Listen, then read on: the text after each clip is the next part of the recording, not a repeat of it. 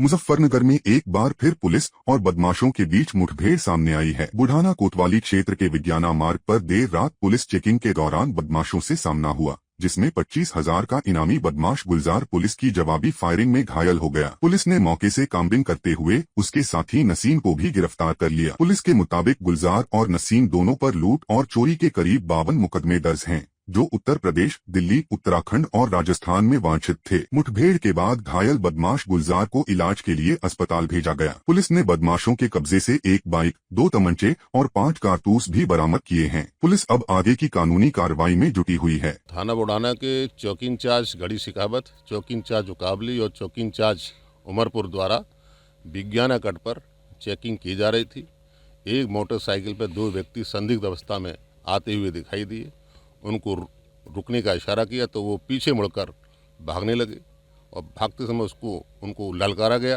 वो एक गन्ने की खेत में जाकर के पुलिस वालों पर जान से मारने की नीयत से फायरिंग की, जिसमें पुलिस वालों ने उन पर अपने बचाव में फायरिंग की, जिसमें एक व्यक्ति की जो अभियुक्त है उसके 2 पैर में गोली लगी है और एक व्यक्ति जो गन्ने खेत में छिपा हुआ है उसकी काम्बिंग की गई, तो उसको भी पुलिस हिरासत में लिया गया है। घायल अवस्था में जो अभियुक्त था उसको CSC बुढ़ाना भेज दिया गया है। सूक्ष्म पूछताछ में मालूम हुआ है उसका नाम गुलजार मामा, जो थाना खतौली से वांछित है, 25,000 का इनामी है।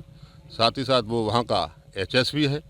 उसके विरुद्ध 4 दर्जन मुकदमे हैं, जो अंतर्राज्यीय चोर है और हर प्रांत में, हर जनपद में उसने चोरियां की हैं। यहाँ तक उत्तराखंड में भी उसने चोरी की है। और जो दूसरा अभियुक्त पकड़ा गया है नसीम, जो मेरठ का रोहटा थाना क्षेत्र का रहने वाला, उसके विरुद्ध भी 1 दर्जन मुकदमे कायम है। विधिक आवश्यक कार्रवाई की जा रही है। मुजफ्फरनगर में फायर ब्रांड हिंदू नेता प्रवीण भाई तोगड़िया का लव जिहाद को लेकर बेहद तीखा बयान सामने आया है। तोगड़िया ने लव जिहाद को कैंसर बताते हुए कहा कि यह समाज को खोखला कर रहा है और इससे सख्ती से निपटना जरूरी है। उन्होंने दावा किया कि वे देश में जनसंख्या कानून बनाएंगे और कानून बनने के बाद जिन परिवारों में 2 से अधिक बच्चे होंगे, यदि तीसरा बच्चा पैदा हुआ तो उस परिवार की सरकारी सुविधाएं पूरी तरह बंद कर दी जाएंगी। तोगड़िया ने कहा कि ऐसे परिवारों को न सरकारी अनाज मिलेगा, न सरकारी स्कूलों में प्रवेश, न अस्पतालों में इलाज, न बैंक से लोन और न ही सरकारी नौकरी। यहाँ तक कि वोट डालने के अधिकार पर भी रोक की बात कही गई है। उन्होंने कहा कि देश में हिंदुओं का बहुमत बनाए रखना जरूरी है और इसके लिए कानून और सख्ती दोनों का इस्तेमाल किया जाएगा। उनके इस बयान के बाद राजनीतिक गलियारों में हलचल तेज हो गई। बस में आगे प्रवास में मुरादाबाद जा रहा हूँ, तो हमारे देशराज जी ने कहा कि आप रुक जाइए, तो उनके कहने से रुक गए।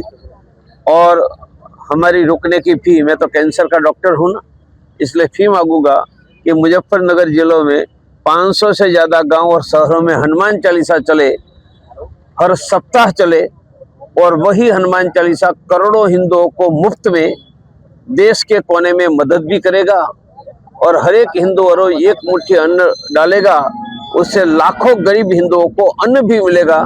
ऐसी हनुमान चालीसा हजारों चल रहे हैं, हम 1 लाख तक जाने वाले हैं। अरे बीमारी के इलाज के लिए तो एक कैंसर सर्जन खड़ा है, और ये कैंसर सर्जन कैंसर का डॉक्टर नहीं है, लोगों को अच्छी तरह पिटाई करने का भी काम कर सकता है।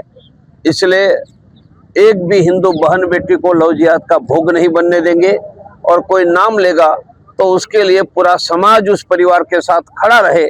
यही हम भारत में करते जा रहे हैं। मैं ऐसा कानून बनाऊंगा जो कानून बनने के बाद जिनके घर में 2 से ज़्यादा बच्चे हैं, कानून बनने के 1 साल के बाद उनके घर में कोई बच्चे का जन्म हुआ, पूरे परिवार को मैं सरकारी अन्न बंद करवा दूंगा। उनके परिवार के बच्चों को सरकारी स्कूल में प्रवेश नहीं देने दूंगा, सरकारी अस्पताल से दवाई नहीं मिलेगी, बैंकों से लोन नहीं मिलेगी, सरकारी नौकरी नहीं, उनको वोट डालने नहीं दूंगा। मैं ये देश में मुसलमानों की संख्या बढ़ने नहीं दूंगा। ये देश में हिंदुओं का बहुमत बना रहे, ये मैं डंडे या कानून से करूंगा। जनसंख्या नियंत्रण के कानून से संभव होगा। मुजफ्फरनगर में साइबर क्राइम थाना पुलिस ने एक बड़ी और सराहनीय कार्रवाई करते हुए फर्जी जीएसटी कंपनियां बनाकर करोड़ों रुपए की टैक्स चोरी करने वाले गिरोह का पर्दाफाश किया है। पुलिस ने 3 शातिर आरोपियों को गिरफ्तार कर 34 फर्जी जीएसटी फर्मों से जुड़े दस्तावेज, 6 mobile phone, 5 laptop, digital signature, stamp, printer और एक क्रेटा कार समेत भारी मात्रा में उपकरण बरामद किए हैं। पूछताछ में आरोपियों ने खुलासा किया कि भोले भाले गरीब लोगों के आधार और पैन कार्ड के जरिए फर्जी फर्में खोलकर नकली बिल और ई-वे बिल बनाए जाते थे। यह कार्रवाई वरिष्ठ पुलिस अधिकारियों के निर्देशन में की गई, जिससे बड़े पैमाने पर हो रही राजस्व हानि को रोका जा सका है। फिलहाल पुलिस पूरे नेटवर्क की गहन जांच में जुटी है। देखिए, ये साइबर टीम जो है जो जनपद में जीएसटी के अभियोग पंजीकृत हैं, उनकी नोडल ऑफिसर एसपी क्राइम के रूप में मैं नोडल ऑफिसर की भूमिका में हूँ और ये हमारी साइबर टीम ने जो है एक गुड वर्क किया है। इसमें जो है जो मुकदमे पंजीकृत जीएसटी के प्रकरणों में सरकार को आर्थिक रूप से नुकसान पहुंचाना और रॉन्गली आईटी करने का मामला प्रकाश में आया था, जिसको हम लोगों ने टेक्निकली सबूतों को, साक्ष्यों का एकत्रीकरण किया और उसके बाद आज ये 3 अभियुक्त अफजल, मोनिश और हाफिज जो हैं वो गिरफ्तार किए गए हैं, जिसमें हाफिज और मोनिश ये दोनों सीए और अकाउंटेंट का काम करते हैं और ये काम जो है 2023 से ये तीनों लोग ये मिलकर काम कर रहे थे। इनके द्वारा जो है फर्जी तरीके से पहले कंपनियां रजिस्टर की जाती हैं और उन रजिस्टर्ड कंपनियों के माध्यम से ट्रांजैक्शंस दिखाई जाती हैं, फिर फर्जी तरीके से जीएसटी भरा जाता है और आईटीसी की लायबिलिटीज को सेट ऑफ किया जाता है और क्लेम भी किया जाता है। आईटीसी पास ऑन करके उसे क्लेम भी करते हैं। तो इस तरह से ये जीएसटी की चोरी करके जो है सरकार को और भारतीय अर्थव्यवस्था को नुकसान पहुंचाने के लिए का ये काम कर रहे हैं।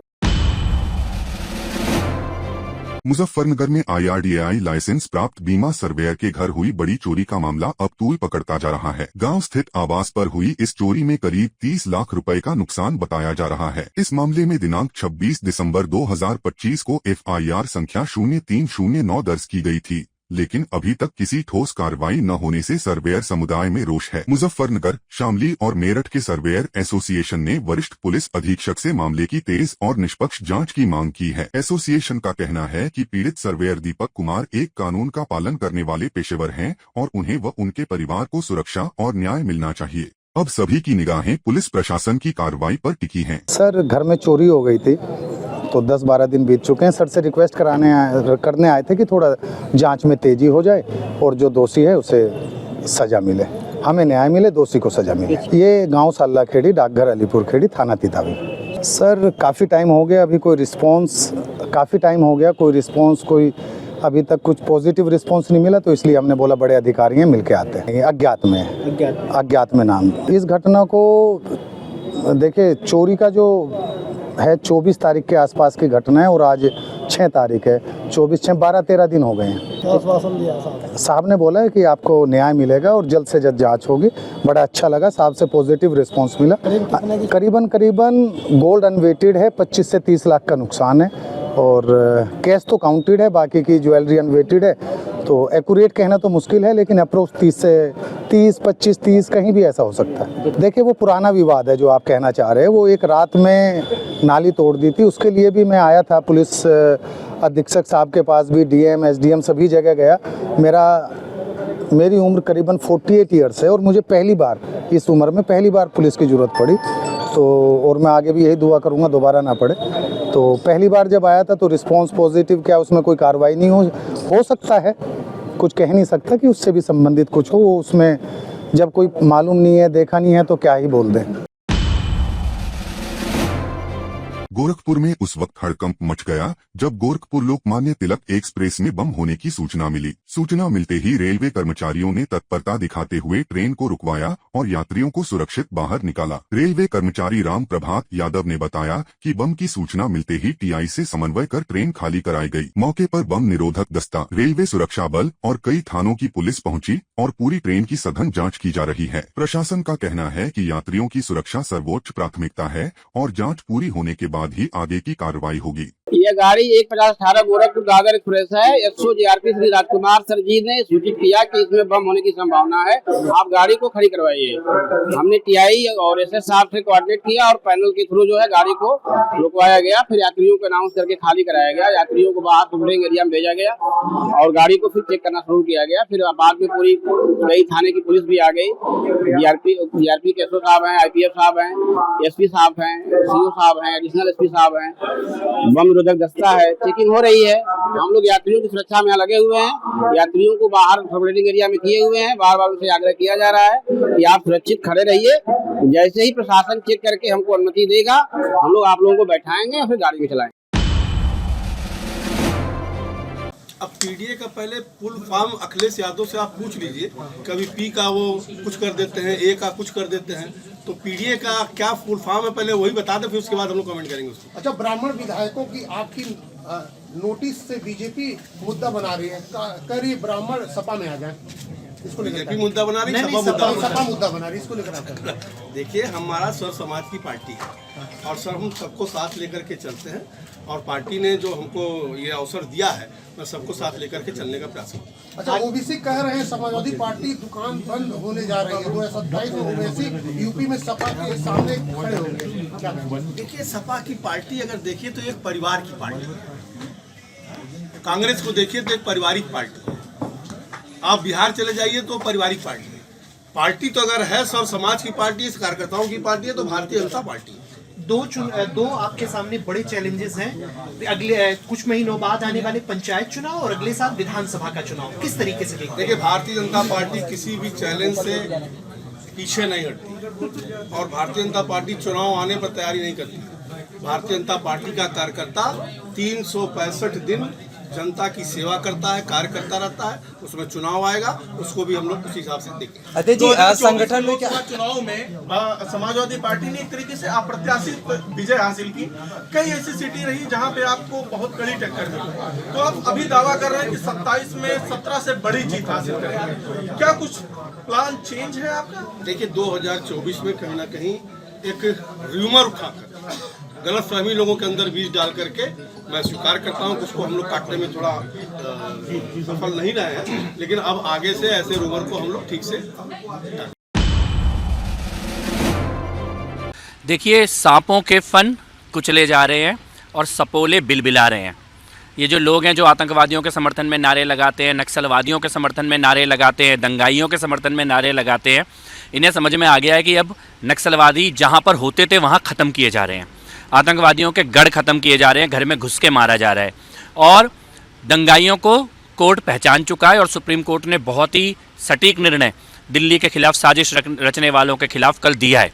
तो उनकी ये छटपटाहट है इन लोगों की, और ऐसे देश विरोधी, धर्म विरोधी नारे लगाने वालों के खिलाफ कानूनन भी निश्चित तौर पर कठोर कार्रवाई की जाए। नहीं, देखिए, वो अपना मुंह दिखा नहीं पा रहे, उन्हें अपना मुंह छुपाना पड़ रहा है, क्योंकि ये 12 साल उन्हीं की सरकार थी। जो आतिशी है वो पिछले साल इसी समय वही मुख्यमंत्री थी दिल्ली की, आज वो मुंह छुपा के घूम रही हैं, क्योंकि वो मुंह दिखाने लायक काम ही नहीं किया उन लोगों ने। गोपाल राय खुद ही एनवायरनमेंट मिनिस्टर थे, अब मुंह छुपा के घूमना पड़ेगा। अगर उन्होंने 12 साल काम किया होता तो इस प्रकार से उन्हें मुंह छुपा के घूमना नहीं पड़ता। फैसला ऑनरेबल सुप्रीम कोर्ट का है और इस देश में किसी भी तरह की अराजकता बर्दाश्त नहीं की जा सकती है।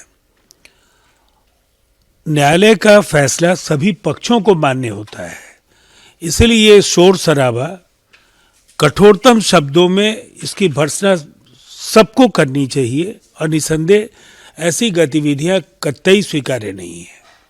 सपा नेता ने कहा कि हम हिंदू नहीं हैं। अब वो किस धर्म को मानते हैं ये उनका विशेषाधिकार है। आस्था किसी का भी निजी मसला है और इस पर किसी प्रतिक्रिया का कोई औचित्य नहीं है।